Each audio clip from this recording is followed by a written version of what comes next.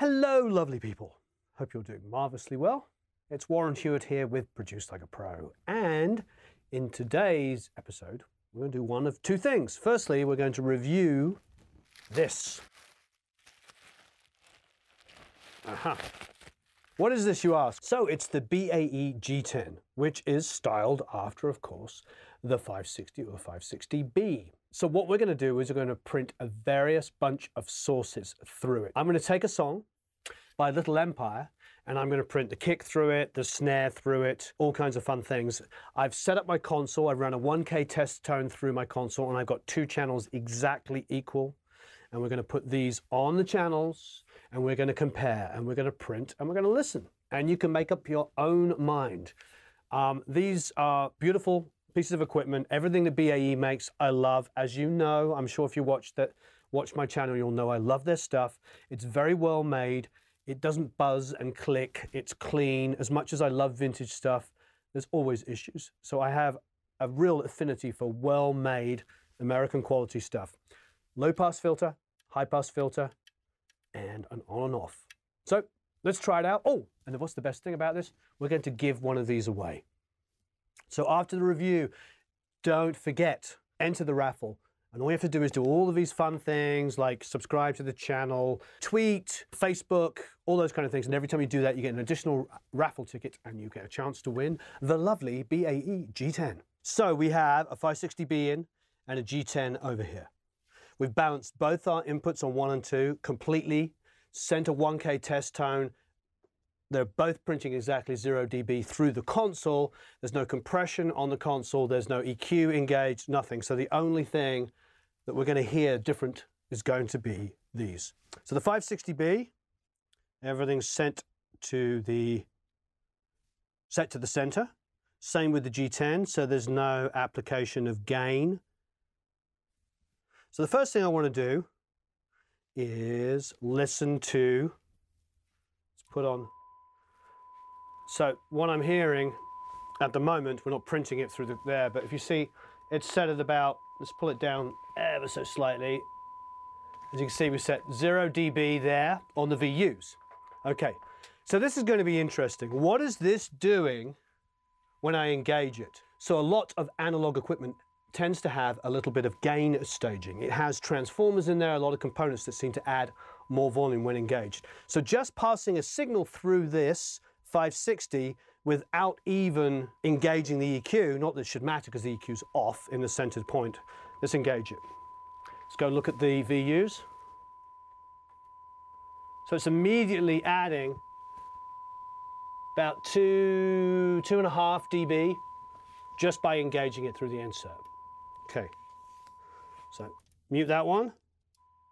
Now we're over on the G10, let's engage that. That's adding significantly more. It's adding over 4 dB. If we read it on our print channel over here, if we're reading on our print channel over here, you can see, it's subtle to see, but you can see that the level has significantly gone up, like another 1.5 dB by engaging it. So that's not unheard of, but it's something that we have to be aware of, is that, you know, great analog gear, it's got all this extra gain staging. I remember I used to have an API 16, no, sorry, it was a 2016 20 console. Really crazy, built in the early 70s. So it was a 20 channel, 16 bus, and 20 return monitor section.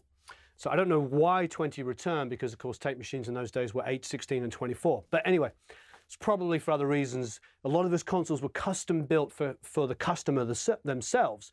So they may have asked for like a 16 return on their 2-inch, but then they may have had like 4 channels of whatever extra stuff that was being triggered. I don't know how. Would have been SMPTE in those days in like 71.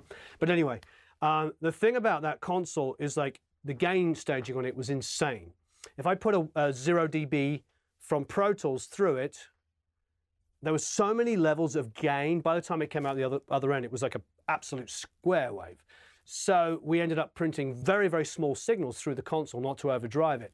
Having said that, there is something about the 2520s, and this is something up for debate, that seems to soak up those transients. I think why people like things like 312s and 550s and 560s is that 2550s soak it up. And that's why there's a lot of really great emulations of those pieces of equipment. So we're going to have to bear that in mind, that they're both adding, on this case, 3-ish dB, and this one about 4-ish, you know, so 2.5, 3, and 4 dB on that is quite a lift. So even without the EQ engaged. Now, obviously, on the 560B, a light comes on and tells you you're engaged. And on this, there's no light, but the place of that light is taken up by two much more handy controls, which, of course, is a low-pass filter and a high-pass filter. So low-pass and high-pass filter, which are pretty tasty. Okay, so let us go and start printing some sounds. We could take drums, maybe take a mono mic, print it through, have a listen, maybe print bass guitar through it or something like that, some guitars, a vocal, and see how they feel. Okay, so this is what we're going to do. We're taking Little Empire's Stay New, which is a song you can download for free. Links are flying around somewhere at the moment. Also, if you do download Stay New, I did a full mix breakdown on drums, bass, guitars, vocals, keys. You can go and watch that as well. Take the song and mix it yourself. All right, so what we're going to do, I'm going to take the kick. First of all, so I've got a kick here. This is the live kick. So I'm taking a mono signal and I'm going to send it out, 1 and 2. So we're going to flip between 1 and 2, and 1 is going to have the 560B on it, and 2 is going to have, of course, the BAE G10. So at the moment I have got the 560B up. Okay, so let's move over here. I've got some limiting on there and I'm going to get rid of it because all of this limiting, all the drum bus and everything is distorting my input. So I'm just getting rid of it. All right, that's significantly lower now. So, as you can see, we're not overloading. I mean, an occasional red light is not going to kill you on an SSL. In fact, a lot of people like that. But let's engage the EQ on just channel 1. Obvious, immediate volume increase. Okay, mute that. Go to channel 2. Channel 2 is our G10. Huge volume increase. So they're both engaged now. We're going to move between them. So this is the BAE. Here's the API. BAE. API. BAE.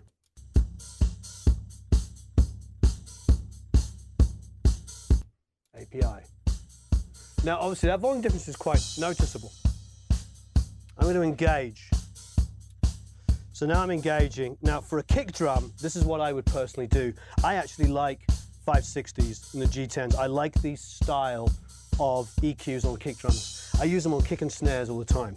So firstly, I don't need the super low, so I'm going to roll off a little bit of 31 here on this, and now I'm going to boost a little bit of 63. Now we are moving completely out of science. Now it's no longer science. Now it's into what does it sound like, because unless I literally send a frequency through this and boost and cut it and measure how much it is, I'm doing this by ear. So this is where we're going to get a whole bunch of debates. This is just personal taste now. And now I'm going to pull out a little bit of 250, and I'm going to boost a little 2, a little 4, a little 8, pushing the 4 quite heavily, boosting the 60, cutting the 250, take it out. There's a kind of a dull sounding kick drum, engage. It's better. Maybe go a little bit more drastic. Too much once, pull that out.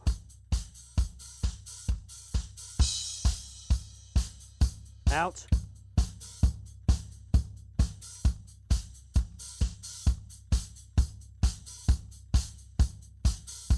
Cool. So that is a classic 560B. All right, so let's go off the 560B and move to the G10. Now, obviously, immediately the G10 is a lot hotter. So we'll pull out some of the 31. It's interesting, I was boosting it to see how it would affect it. I'm going to try and, this is silly, but I'm doing a visually matched thing. You know, we're not doing science here, I'm sorry. Pulling out, I'm doing it to taste, to see what I like. Doing the same kind of thing.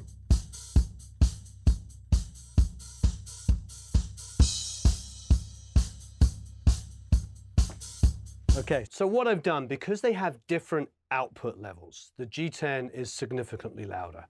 Once that's in the circuitry, I'm sure it's just the transformers, the components that you used, it's putting out a lot more volume. So what did I do? I just matched it on the fader. So now they are printing pretty darn similar. And the reason why I did that is because when we hear things louder, we perceive them usually as being better. So it's a little unfair, especially the low end. The low end really responds with volume. So now we're probably going to hear it a lot closer. Well, let's see. So this is the G10.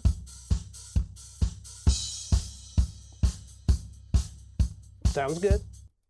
Here is the 560.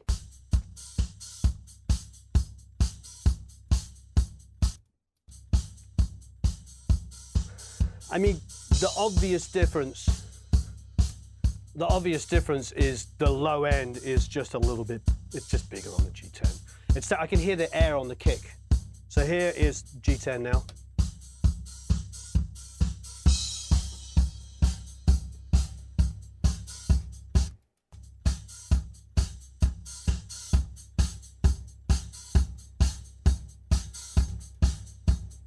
G10, 560, G10, 560. I think what I like about the G10 and what it's doing to the kick, I mean, the thing is it might be horses for courses, but at the moment I can hear that bottom air. The kick drum that I recorded here in my studio doesn't have a hole on it. So that's the mic up against the front head, so you can hear the air. Here's the air, G10. And there is the 560. I mean, they both sound great, but for just listening to the kick, I prefer the G10. Okay, moving on. What are we going to go to next? I suppose it's the same with snare drums, because I typically use the 10-band graphics on kick and snare. So now I'm going to do this on the snare, and I'm going to use the natural snare top. So it's loop again. Now what's interesting, of course, is this EQ is going to be absolutely dreadful for a snare drum. I mean, some of it's going to be good, but I don't want to pull out this mid-range. So let's flatten it all off again. Pretty flat, pretty dull sounding. He's hitting that snare far too hard. So let's go around about 125.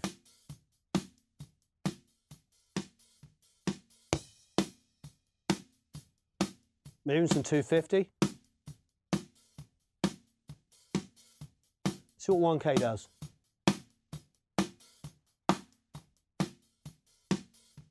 Actually kind of good. 4K. Bit of 2. Bit of 8. So the 8's bringing out the bottom snare. Nice loop there.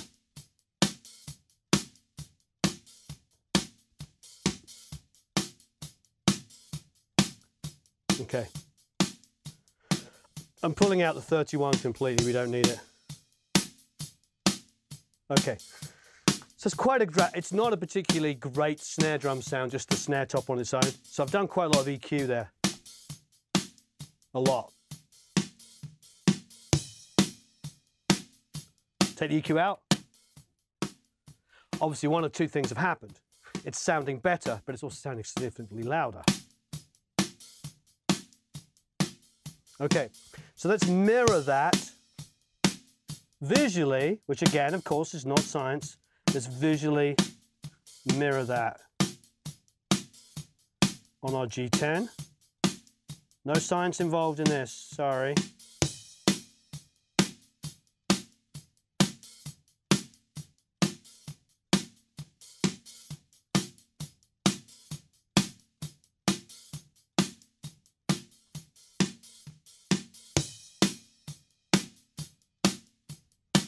Okay, it's engaged.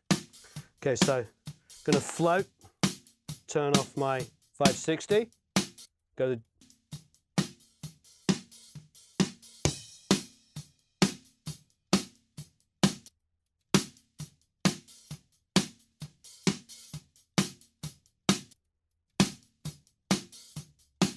again, I feel more lows. I definitely feel more girth. Maybe that's, you know, maybe that's a different transformer, etc., but there's definitely more low end in it. That is the BAE G10.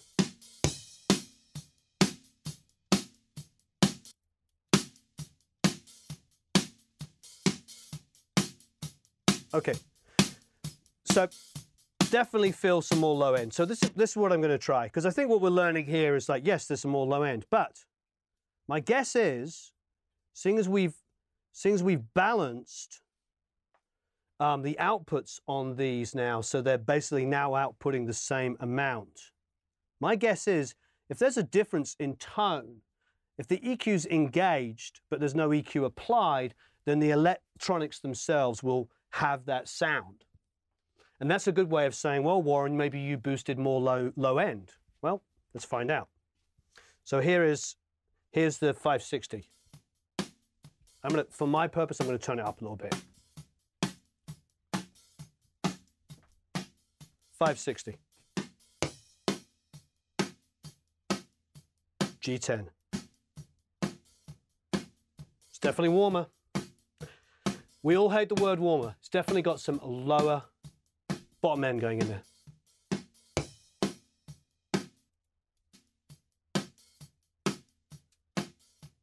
Just kind of sounds a bit bigger. This is the 560.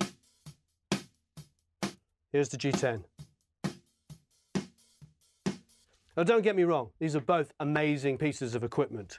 But I think that what they've done on this, whatever the circuitry is they're bringing some more.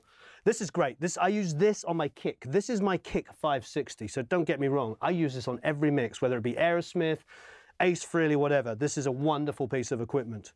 But it's quite likely now that my G10 is now going to go and sit in here and be on the kick, because that low end addition is really nice. All right, let's try one more thing. Let's put a bass guitar through. Again, another thing with bottom end, so we're probably going to hear quite the benefit, but maybe we won't. But my guess is we're going to hear the bottom end benefit. First up is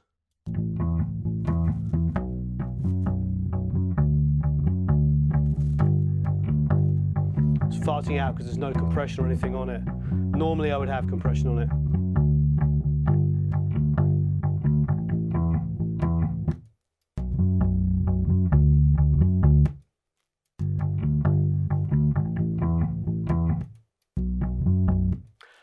I don't know if there's any real comparison. There's something in the low mids there which is just ridiculous. I mean, these are now unengaged. I've boosted the channel on channel 1 to try and match it on the kick drum. Now I would have to do the same. I'd have to do even more to match it on the bass. It really does. So here's the G10. It's farting out, obviously, because it needs some compression before hitting the channel here, but 560. G10.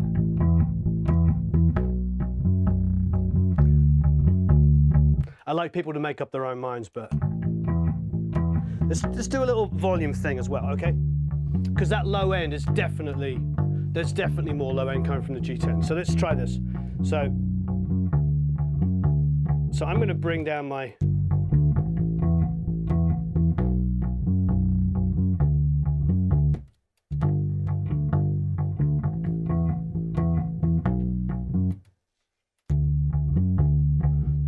fairly similar levels. But even with the levels that's reading the same on the meters there, I mean, the low end discrepancy, that is still massive. Here's your G10.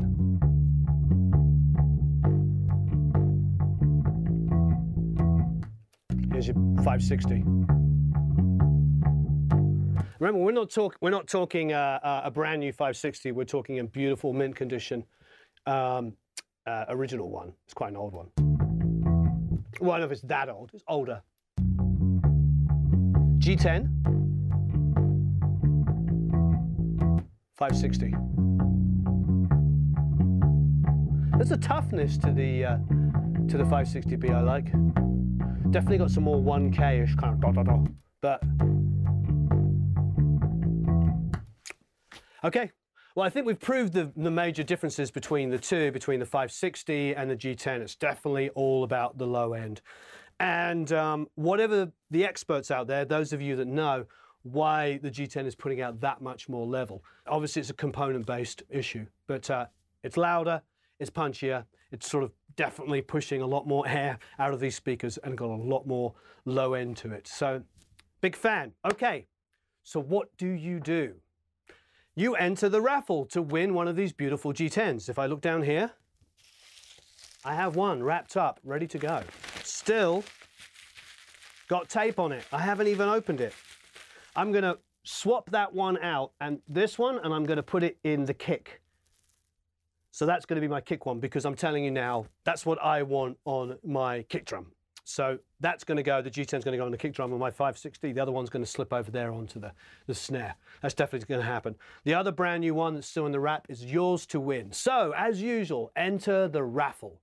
The information will be flying around. You can go to Facebook and like the Facebook page, obviously subscribe. You can post it everywhere. And every action you do, you'll get more raffle tickets and more chances to win. And of course, we'll send out an email when the winner is chosen. We don't choose it. An automatic software chooses it. It's completely chosen at random. We've had winners. Where have we had? Malaysia, Canada, America a couple of times, France, England, Germany. We had one in Australia. We've had them all over the world. Oh, South Africa. We had one in South Africa recently. So you name it, it's gone all over the world. And we pay for shipping. We, as in me, pays for the shipping. So I'm doing this to give back. I love these products. I like supporting great products, and I like giving the opportunity for you to win them. So have a marvelous time recording and mixing, and please enter the raffle. Have a marvelous day.